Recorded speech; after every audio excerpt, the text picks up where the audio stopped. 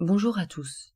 J'ai retrouvé ma fille qui avait 2 ans à l'époque, hurlant de terreur dans ma chambre sur mon lit.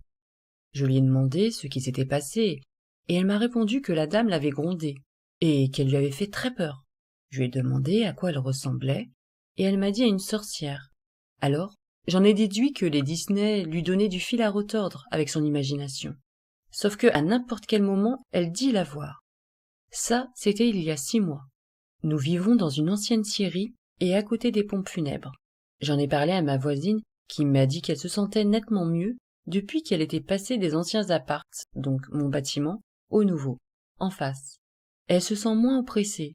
Elle croit dur comme fer aux esprits et elle a déjà eu quelques expériences assez impressionnantes. Bref, ma seconde voisine m'a appris que sa fille s'est réveillée un matin demandant à sa mère pourquoi elle n'était pas venue cette nuit quand elle a toussé. Car la dame qui est venue la voir lui a fait très peur et elle ressemblait à une sorcière. Les filles ne jouent pratiquement jamais ensemble, et quand ça leur arrive, elles ne parlent pas de cette dame. Donc, impossible que ce soit ma fille qui lui ait lancé cette idée. Alors, qu'en pensez-vous? Bonjour. Je suis angoissée, car depuis notre récent déménagement, mon fils de 2 ans me parle d'un petit garçon appelé Thomas, qui est dans sa chambre et lui touche le ventre.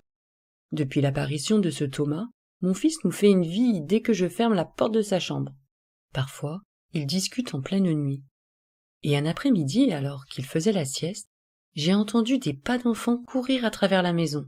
Mais, en allant vérifier, le petit, il dormait à poing fermé. Je stresse de me dire qu'il y a quelque chose chez moi. Bonjour à tous. Je tiens à témoigner au sujet d'entités qui seraient présentes dans notre maison, et surtout connaître vos expériences et vos avis. Lorsque nous avons emménagé dans cette maison, mon fils de 3 ans nous a dit qu'il y avait un pabot dans le coin au plafond de notre future chambre. On s'est dit qu'il imaginait comme beaucoup d'enfants. Cela fait presque 1 an qu'on est installé maintenant, et on a l'impression qu'il vit avec leur présence.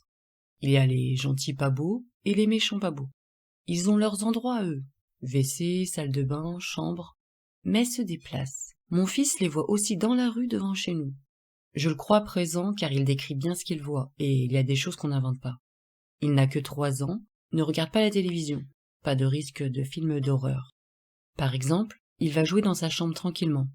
Soit il joue un moment et rien de spécial ne se passe, soit il redescend en panique en disant qu'il y a un pabot, et ça qu'il fasse jour ou nuit, et principalement chambre, salle de bain et toilette. Ils sont principalement verts selon lui, gentils ou méchants.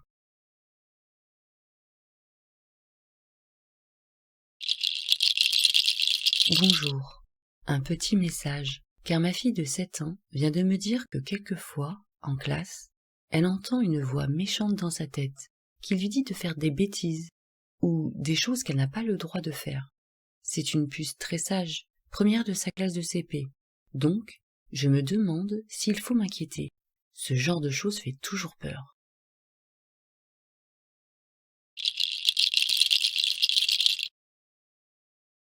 Ça remonte à l'année dernière où ma fille a commencé à voir un méchant.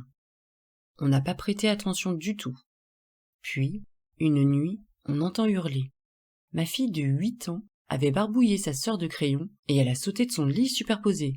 Oh mon Dieu, comme on a eu peur. On lui dit « Mais pourquoi tu as fait cela ?» Et elle nous répond « C'est le méchant qui m'a dit de faire cela. » J'ai pris rendez-vous au CMP et elle a été prise en charge à l'hôpital psychiatrique pour enfants 10 jours. Et là-bas, rien. Depuis quelques mois, le médecin a décidé de la mettre sous un médicament qui l'a rendue malade, donc on a arrêté. Depuis 1 mois, c'est pire, car elle voit le méchant à la maison, à l'école, dehors. Maintenant, elle a un autre médicament contre les hallucinations, mais c'est pire, elle dort plus dans sa chambre. Elle dort vers nous. Depuis peu, elle nous le décrit. Il est très grand et habillé tout en noir avec un chapeau. Quand je vois certains commentaires, je me dis, est-elle vraiment schizo ou voit-elle tout simplement un esprit?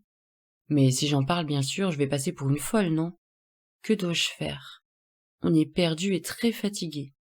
Besoin de conseils, s'il vous plaît.